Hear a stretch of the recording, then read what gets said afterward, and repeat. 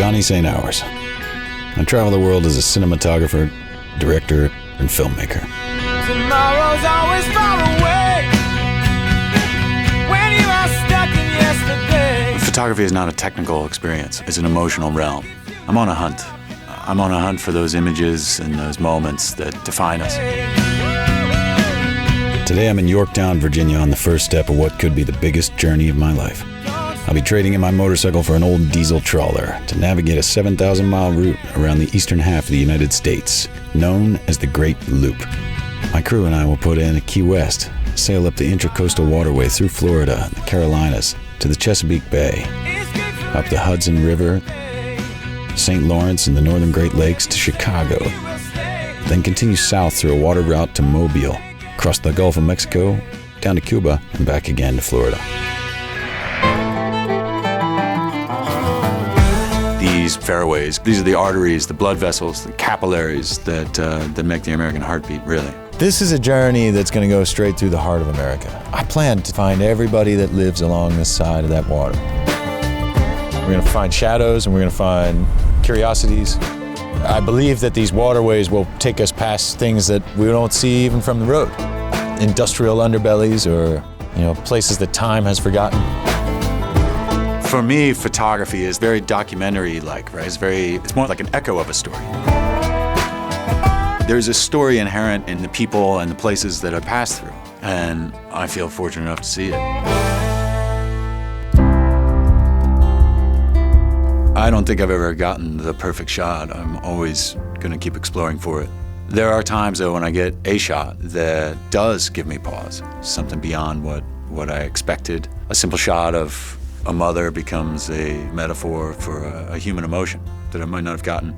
You could take a picture of a donkey and all of a sudden you're like, oh my God, this just told me everything I know about my father or something, I don't know. Sometimes it just takes you by surprise. When the walls come down, I'm gonna take this watery route to our common ground. There's a lot of stories out here. Stories of cops and car thieves, strippers and drug dealers, and single moms, and grandparents and grandchildren. I plan to collect them all. And it all starts with buying a boat. Did I mention? I don't know shit about boats. What kind of boating are you interested in? The kind that floats. This is Gary. Gary is selling this 35-foot wooden trawler. Oh man, this is fantastic. You say it was a working boat, or it is a working boat? So it's built after a North Sea fishing trawler. It's really fucking cute. It's kind of tight to spend a year on living. It's a tiny little kitchen, tiny little head. You have to cross the deck to get to the head.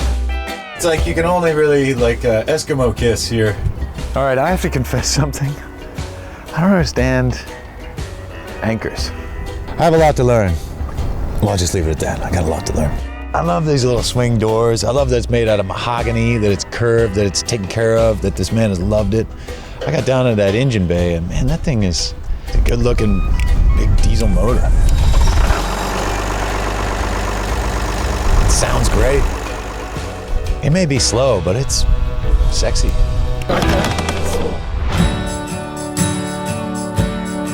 I'm always fascinated with the human condition, how similar we are, especially those of us who think we're very different, and they erect boundaries, caste boundaries or cultural boundaries. I don't know what's gonna happen. We sail through swamp, through a lock and dam, and across open water, the Great Lakes. But most of all, I'm gonna be inside people's living rooms and kitchens, and I expect it to be a surprising experience. I really wish you well in your dreams. Thanks.